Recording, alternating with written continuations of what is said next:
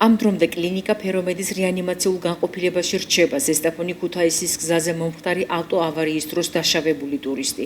მას მძიმე დაზიანებების გამო გადაუდებელი ქირურგიული ოპერაცია ჩაუტარდა მარჯვენა ზედა კიდურის ამპუტაციით იდაყვის სახსარში. ამასთან ორი დაშავებული ფერომედის ტრaumatოლოგიურ განყოფილებაში განაგრძობს მკურნალობას. ეს ინფორმაცია სპექტრ კლინიკის რეანიმაცია ანესთეზიის სამსახურის ხელმძღვანელმა თამარ მახათაძემ მიაწოდა. მისი თქმით, კლინიკაში ავარიის დროს დაშავებული 13 ადამიანიდან 6 პაციენტი იქნა მიყვანილი. დანარჩენებმა კი ჯეო ჰოსპიტალში გაიარეს სამედიცინო კონტროლი.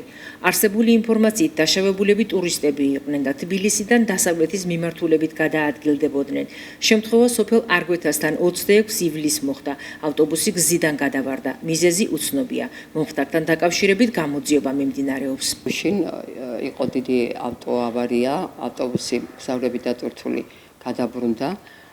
შეგვატყობინა საგანგებო სიტუაციების სამსახურმა, რომ მოყავდათ დაშავებულები და მათ შორის ერთი ახალგაზრდა მამაკაცი 25 წლის, რომელიც იყო გაცილებით მძიმე ზედა კიდურის, ესე იგი ხელის ტრაუმული ამპუტაცია, ესე იგი ხელის ნაწილი, დიდი ნაწილი ეკიდა კანზე. აღარ იყო ასე უფრო გასაგები რომ იყოს მოსახლეობისათვის.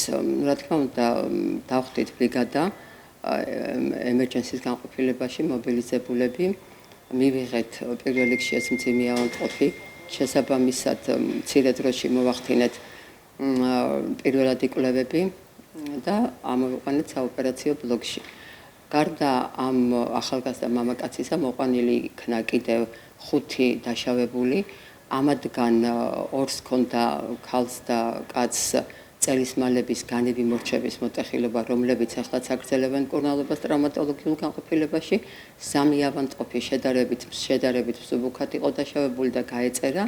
ერთი აი ეს ახალგაზრდა მამაკაცი, რომელიც გითხარით, რომ შედარებით კი არა მძიმე და სიცოცხლისთვის თითქმის შეუთავსებელი ტრამვა იყო. ამ ეტაპზე მკურნალობას აგრძელებს რეანიმაციულ განყოფილებაში, მდგომარეობა ამ ეტაპისათვის დამაკმაყოფილებელი.